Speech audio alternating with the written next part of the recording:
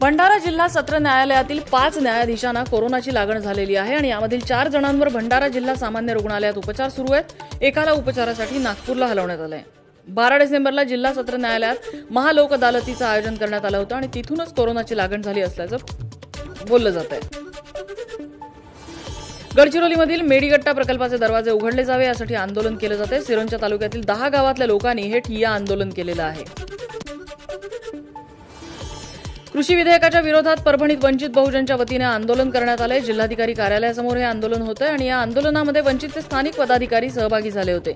केंद्राने जाचक कृषी कायदे रद्द करावे अशी मागणी केली आहे। जालन्यामध्ये वंचित बहुजन आघाडीच्या वतीने आंदोलन करण्यात आलं। दिल्लीमधल्या शेतकऱ्यांच्या आंदोलनाला पाठिंबा म्हणून हे आंदोलन पुकारण्यात आलं होतं। दिल्लीतल्या आंदोलनाला पाठिंबा देण्यासाठी जळगावातही वंचित आघाडीच्या वतीने आंदोलन करण्यात आलं। जळगावमधील जिल्हाधिकारी कार्यालयासमोर हे ठिय्या मांडून आंदोलन करण्यात आलं। शेतकरी आंदोलनाला पाठिंबा देण्यासाठी वंचितच्या वतीने बीडमध्ये सुद्धा आंदोलन करण्यात आलं। बीडच्या जिल्हाधिकारी कार्यालयासमोर हे आंदोलन झालं। हा कायदा रद्द करण्याची मागणी कार्यकर्त्यांनी केली आहे। अवैध वाळू तस्करांवर कारवाई करण्यात यावी या मागणीसाठी सोलापुरात जलसमाधी आंदोलन करण्यात आलं। शेतकऱ्यांच्या मुळावर उठलेला अवैध वाळू उपसा त्वरित बंद करावा, वाळू उपसा प्रकरणी झालेले गुन्हे मागे घ्यावे अशा मागण्या करण्यात आल्या। अखिल भारतीय विद्यार्थी परिषदेनं आज औरंगाबादमध्ये आंदोलन केलं। डॉ. बाबासाहेब आंबेडकर मराठवाडा विद्यापीठाचा निकालाचा गोंधळ झाल्यामुळे हे ठिय्या आंदोलन करण्यात आलं।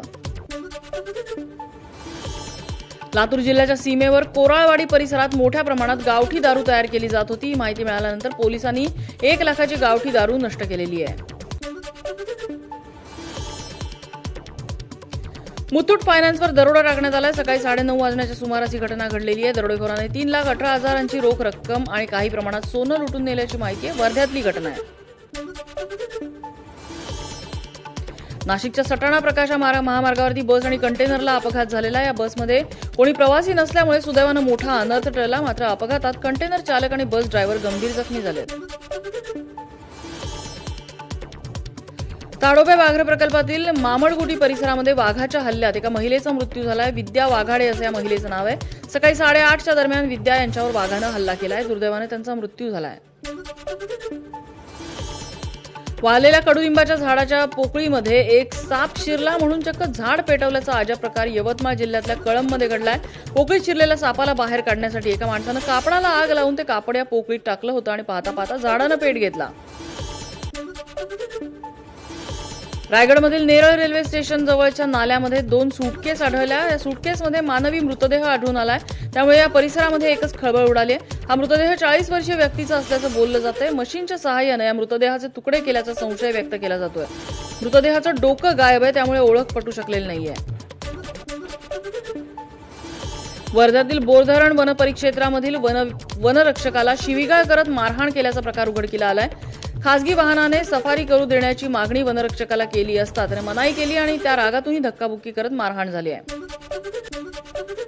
रेल्वे उड्डाणपुलामध्ये 1.5 कोटींचा भ्रष्टाचार झाल्याचा आरोप खासदार भावना गवळी यांनी केलाय। सदर उड्डाणपुलाचं काम 3 वर्षांपासून सुरू आहे, मात्र अजूनही काम पूर्ण न झाल्यामुळे वाहन चालकांना मनस्ताप सहन करावा लागतोय।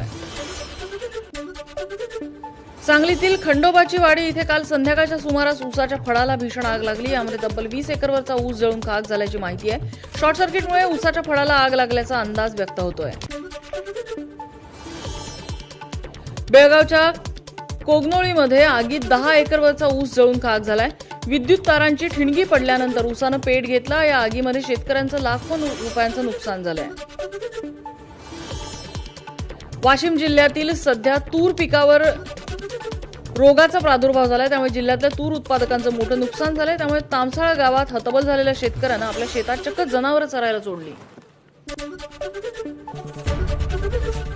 एबीपी माझा, उघडा डोळे बघा नीट।